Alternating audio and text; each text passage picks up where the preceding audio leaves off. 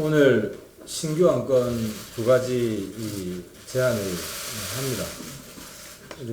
손 대표께서 최고위원들 다수가 원하는 안건들 상정을 계속 거부하고 있어서 이 안건들 거부되는 안건 숫자가 몇 개까지 될지 제가 유심히 세어보고 있습니다. 첫 번째 안건은 국회의원 어원 정수 확대 불가 안건을 최고위에서 의결하자는 것입니다. 국회의원 정수 더 늘리자는 것은 국민들 또 한 번 기만하자는 겁니다. 어제 유성엽 민평당 원내대표가 다시 한번 의원 정수 확대 주장을 하고 나섰습니다. 50석 늘리자고 했습니다. 50석. 온 국민의 일자리가 줄어들고 있는데 국회의원 일자리만 늘리자. 어떻게 이런 국민 속을 헤집는 발언을 할 수가 있습니까? 근데 안타깝게도 저희 당의 손학규 대표까지도 이 문제를 논의해 볼 수 있다고 하는 찬성 발언을 한 적이 있습니다. 손학규 대표가 국회의원 늘리자고 하는 그런 생각은 우리 다수 최고위원들 생각과 반대되는 것입니다. 당은 민주적으로 움직여야 되고 당론도 민주적으로 결정돼야 됩니다. 국민들 초미의 관심사인 국회의원 정수 문제에 있어서 당내 의견 차이가 있을 때 민주적으로 결정하면 됩니다. 그러라고 우리 최고위원회가 있는 것입니다. 패스트트랙 통과된 태워진 그 선거법 의원 정수 300명 전제하에서 된 것입니다. 그것이 그 자체로 어렵다면 폐기하면 됩니다. 거기에다가 또 국회의원 숫자 늘려가지고 그 패스트트랙 한번 통과시켜 보겠다. 우리 당은 계속 추락하는 겁니다. 그 국회의원 숫자 늘리자는 데 대해서 동감하게 되면. 때문에 이 문제는 안 그래도 지금 추락하고 있는 우리 당 지지율을 막기 위해서 신속히 긴급히 안건을 최고위에 상정해서 결론을 내야 됩니다. 계속 시간을 질질 끌면 안 됩니다. 죄송합니다. 오늘 좀 말이 좀 많은데요. 안건이 계속 누적되고 있기 때문에 그렇습니다. 오늘 최고위가 정규 최고위가 아니라 임시 최고위입니다.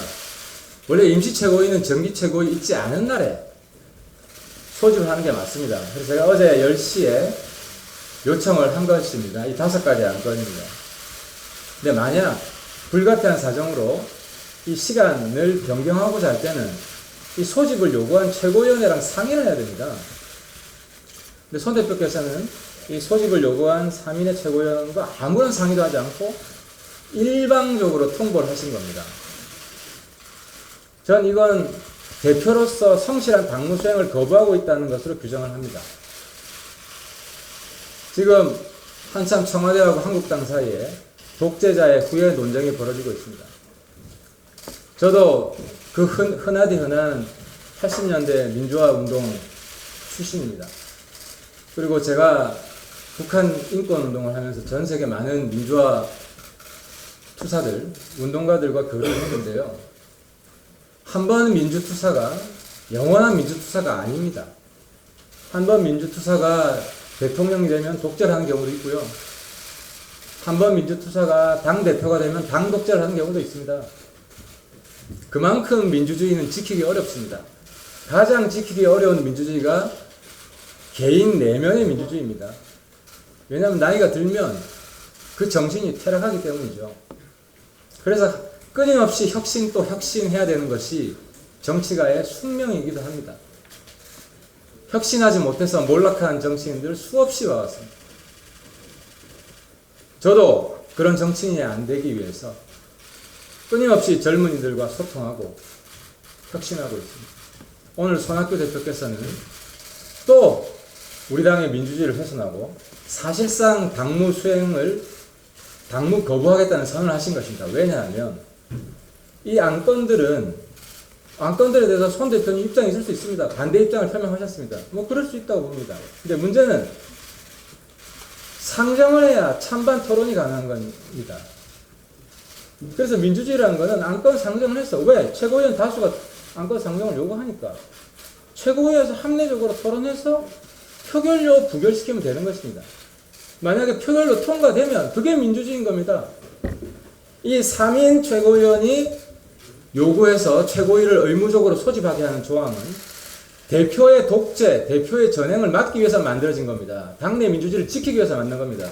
이런 조항이 없으면 의무적으로 최고위원들이 적어도 3분의 1 요청해서 의무적으로 소집하지 않으면 대표가 원하는 안건들만 상정할 수밖에 없게 되는 겁니다.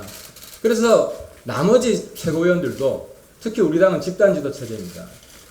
손학규 대표가 당시에 27%인가요? 29%인가요? 받고 제가 23%가 받고 우리 이준석 최고가 19% 받고 아무튼 손 대표는 우리 당 지분의 3분의 1이 안 됩니다. 그 지지율로 볼 때 30%가 안 됩니다. 때문에 나머지 50%의 지지율을 받은 최고위원들이 이 안건을 상정을 위해서 임시회의 개최를 요구했습니다. 임시회의를 개최를 했습니다. 임시회의를 개최했다는 것은 이 안건 상정에 동의한 겁니다. 근데 안건 상정을 거부하는 것은 당무를 거부하는 거나 마찬가지입니다. 때문에 손학규 대표께서 이렇게 지속적으로 당무를 거부하는 것이 반복될 경우에 민주정당에서 또 다른 특단의 대책을 강구하지 않을 수가 없습니다. 그리고 손 대표께서 입장을 이야기하셨는데 한 가지 지명직 최고 두 사람 일방적으로 강행한 것에 대해서 법원에 가 있습니다. 그건 맞습니다. 하지만 당내 문제이기 때문에 법원에서 판결 내리기 전에 우리가 먼저 결론을 내자. 그럼 법원에서 우리 당의 결정을 존중합니다. 그러자고 제가 안건을 상정하자고 한 겁니다. 지금 주승용 최고는 회의에 사실상 안 나오고 있습니다. 스스로 이 지명직 강행한 것에 대해서 이제 자기도 흔쾌히 승복하지 못하겠다고 한 겁니다. 2명 중에 한 분만 나오고 있습니다. 문병호 전 의원은 상인데 아무튼 뭐 고인의 명복을 빌고요. 안타깝게 생각합니다만 그래서 손 대표께서 당내 민주주의를 더 이상 훼손하지 마시고 당무를 성실히 수행해 주시기 바랍니다. 당무를 계속 거부할 경우에 저희들도 자구책을 강구하지 않을 수 없다는 말씀을 다시 한번 드립니다.